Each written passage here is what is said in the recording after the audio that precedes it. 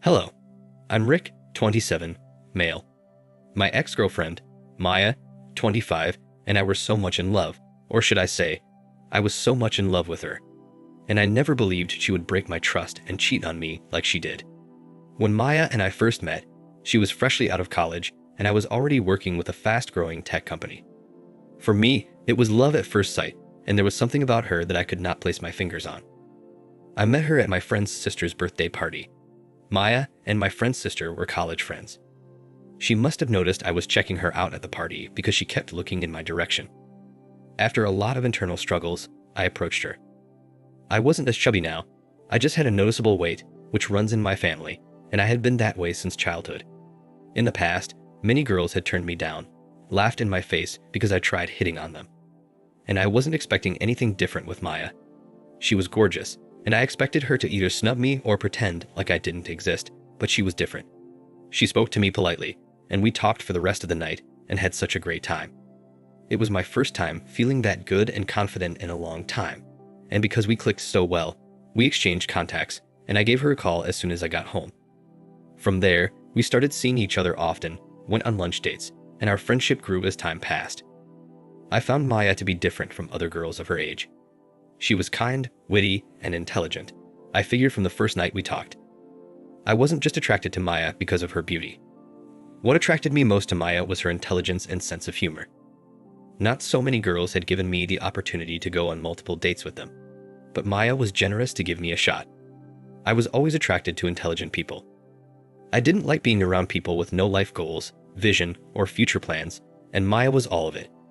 She was just out of college, actively scavenging the job openings, rushing for the marathon of interviews, and whatnot.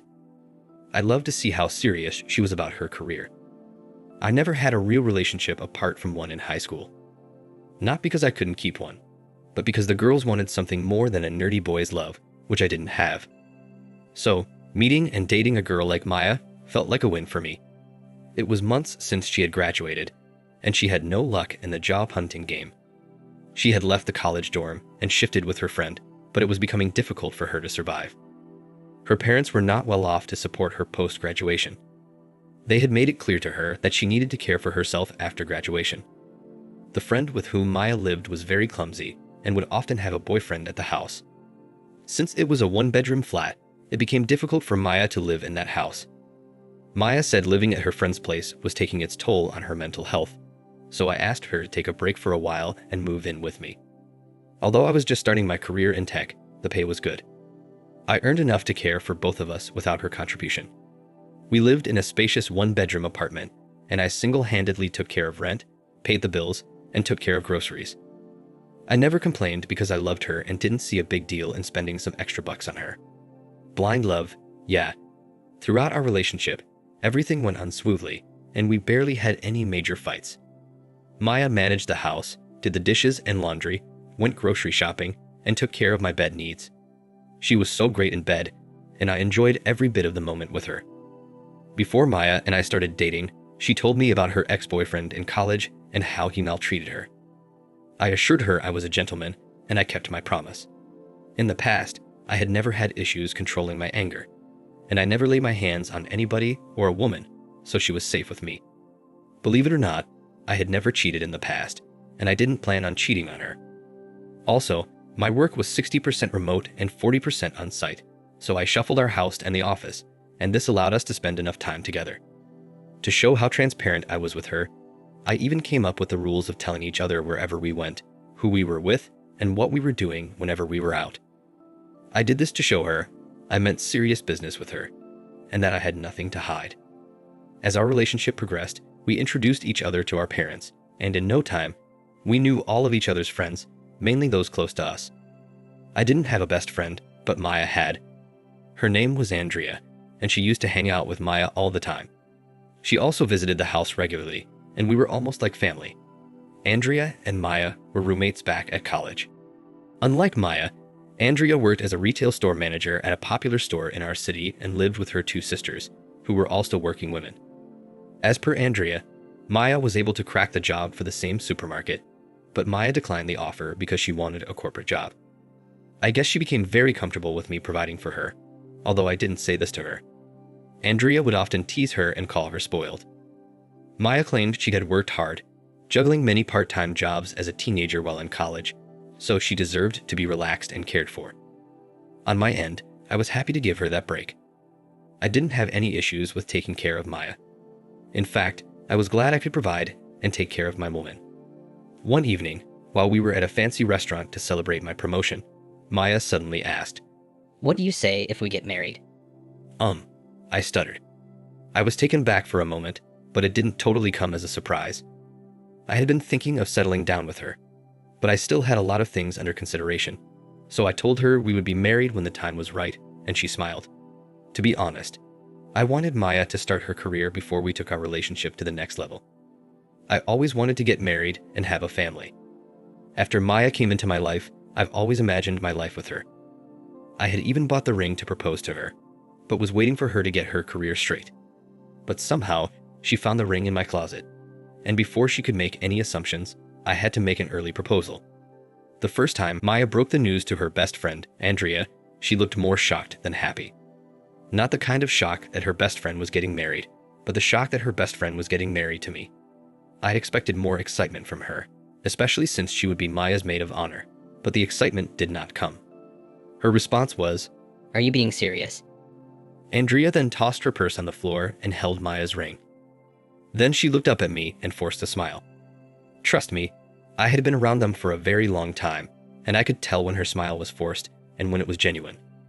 Although I didn't mention it to Maya, I felt Andrea was not happy for her friend. In the past, I noticed Andrea was always awfully nice to me. Once, we three were hanging out in our apartment. While Maya went inside the kitchen to prepare some quick snacks, Andrea hinted to me that Maya was not who I thought she was. I understood what she meant, but I played dumb. I asked her what did she mean. Andrea said that I would figure it out eventually. She was drunk. Besides, she did not pass a direct message, and I could not conclude based on that. In no time, we started planning our wedding. Maya wanted a big fat wedding, the kind she could invite all her friends, family, and frenemies, but that was not what I wanted. First, it was significantly about my budget since she would not be contributing a penny to it. Secondly, I believed there was life after the wedding. I loved kids, and I wanted us to have a child almost immediately. And that meant we'd need to rent a bigger apartment and take care of other things. Although Maya had all the reasons to want a big wedding, I still kicked against it. She mentioned something about having the perfect expensive wedding, but we both knew it was impossible. Surprisingly, Maya got a job a couple of months before our wedding. I told her I could not afford to buy the brand of wedding gowns she needed and pay for her bridesmaids' stresses, so she figured it was better to get a job and handle most of her bills instead of bugging me. Her wise decision impressed me, and I hoped she would keep up with her career after we married. Also, I expected she would contribute to our wedding plans with her new job in the picture, but she didn't. Everything she earned was channeled to her gown, shoes, accessories, and everything her bridesmaids needed. So I ended up paying for the wedding venue, hall, cakes, and almost everything on my own. 2 weeks before our wedding, I noticed that Andrea began to text me more and more. She'd text me in the morning to ask if I slept well, and she'd text me if she went shopping with Maya. In fact, it was a long list of reasons to text me, but whenever we met, or she came to our house to help Maya with something, she would remain calm so Maya would not suspect anything was off between us. At one point, I had to tell Andrea to stop calling and texting me because it was getting out of hand. I was afraid that it might jeopardize my relationship with Maya. I was too afraid to mention it to Maya because I didn't want it to ruin her friendship or wedding preparation. I knew how much she loved and trusted Andrea, and deep down, I believed Andrea was trying to seduce me or get me to change my mind about marrying her best friend. On the night of Maya's bachelorette party, I understood why. I was in the club section of the hotel where we were all lodging at a day before our wedding. I was drinking with some of my friends when Andrea called me and said there was something she wanted to show me. At first, I didn't want to go because I believed she wanted to seduce me one last time. But when she mentioned Maya and a familiar name, I took one of my friends and went upstairs. I got to the hotel room they were using for their small party. I saw Andrea outside the door waiting for me. She told me something I could not believe, and when I opened the door, my heart nearly fell into my stomach. Before I opened the door, I heard soft moans from their room, and my chest constricted as I touched the door's handle. To my greatest shock, I saw Maya on top of another man, which I suspected was the male stripper they hired to entertain them. The moment she saw me, she jumped off and struggled to cover herself with the sheets. Almost instantly, I recognized him. As Andrea had told me, he was her college ex-boyfriend, and I didn't even know when I started crying. It was too much to handle, and I walked out on them without saying a word. My friend who had escorted me upstairs was also mortified. He tried to talk to me, or maybe calm me down, but I shrugged him off and walked out. As I walked down the corridor, I heard Maya yelling at Andrea. Why would you do this to me? My life was going perfectly, but you ruined it. Andrea yelled back, I told you he deserved better. Rick has been nothing but good to you. I told you to break up with that loser boyfriend of yours and be with Rick, but you wanted to eat your cake and have it. I didn't bother to look back. I could not believe Maya had been playing me the whole time. It was too painful to accept, and I wished I could handle the hurt I felt, but I couldn't. Andrea even tried to follow me. I slammed the door in her face. I drank until I could not differentiate between a shadow and an actual person. The following morning, I woke up to a ton of missed calls from Maya and some other people. When I left the room, Maya was already wearing her wedding gown. She looked so miserable.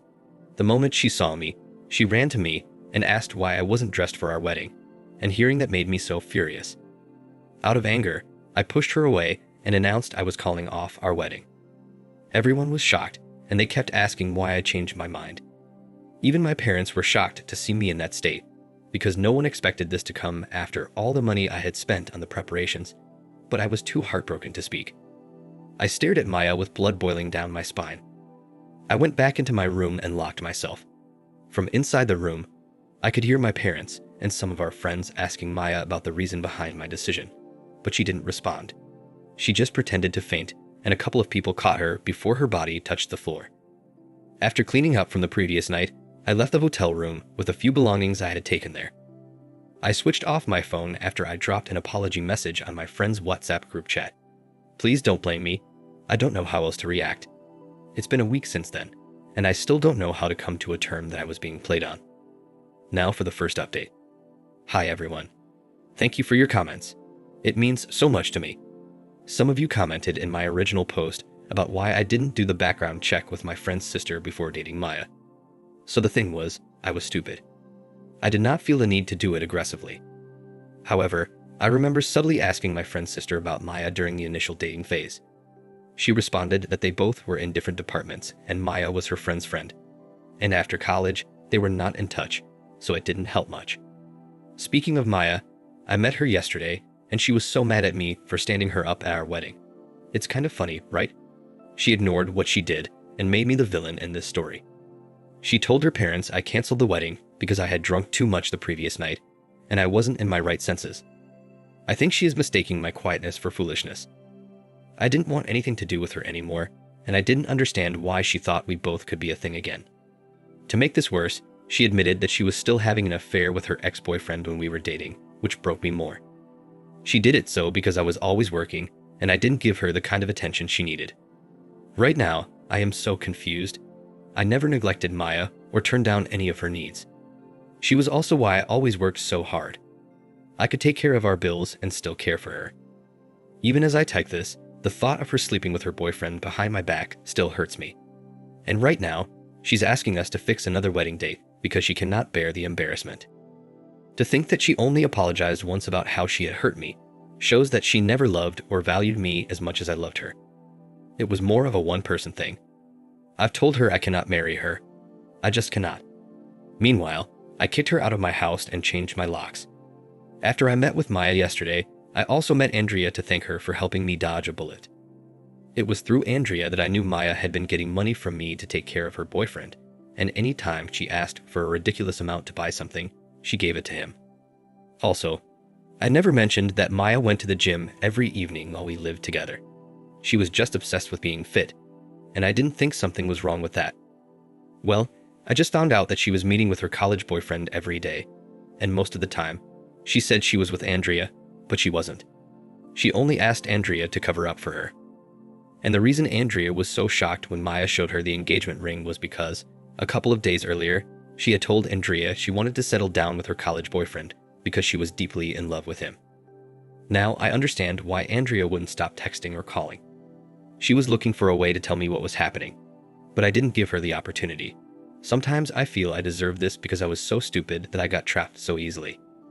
I have made up my mind, and there won't be another wedding. I will be meeting her again in 2 days to trash her belongings. I will make another update soon. Now for the second update. Hello everyone. Sorry for the delay in updating. I met Maya again the second time 3 weeks ago, and something unexpected happened.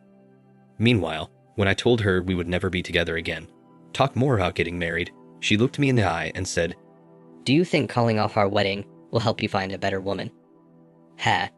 No woman in her right mind would want to be with an overweight man like you. You should consider yourself lucky to marry a woman like me. In my entire life, I had never been insulted like that, and it hurt so much that it came from someone I once loved or someone who claimed she loved me. At that point, I knew the kind of person she was. Although it's hard to admit, I realized she had been using me the whole time. I knew I'm overweight, but I didn't want a marriage where my wife felt like she was doing me a favor. I knew how these kinds of marriages always turned out to be.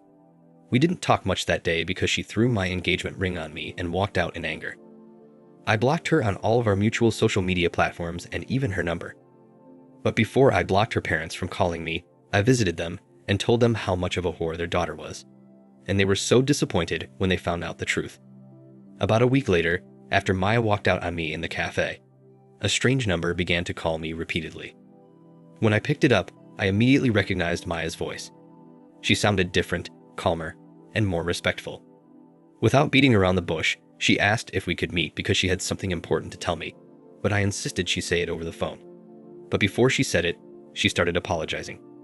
She asked me to forgive and forget everything that happened between us in the past, so we could start on a fresh slate. Guess what? Maya said she wanted to tell me she was pregnant, and I found that really odd. And without waiting for me to say another word, she added, I'm pregnant with your baby, Rick. And I busted into a loud laugh. I told her it wasn't April Fool's yet, and she was already pulling pranks. Then I ended the call on her. And like I expected, she didn't stop calling, so I was forced to block the number too. It turned out that her boyfriend had abandoned her after he knew she could no longer take care of him, and when she broke the news of the pregnancy to him. So when it didn't work, she thought she could pull a fast one on me. Since then, she's been trying to call me with strange numbers, and I kept rejecting them. Just 2 days ago, she showed up at my house uninvited. Andrea was there with me. When she saw Andrea, she attacked her with her filthy words, calling Andrea a whore who destroyed her best friend's life. She even accused me and Andrea of having an affair and cheating on her. I had to call the police on her, and yesterday, I filed a restraining order for her. I can only imagine how miserable her life would be without a job and someone to help her raise the baby. As for Andrea and I, there's nothing between us, and I don't think we'll ever be a thing. She shows up sometimes to check on me. Right now, I just want to have my life fixed, and hopefully this broken heart of mine will heal one day. While I still cannot forgive her for what she did to me, I guess she got what she deserved. I'm still trying to heal and move on. Any advice would be highly appreciated. Thanks. Thank you for watching.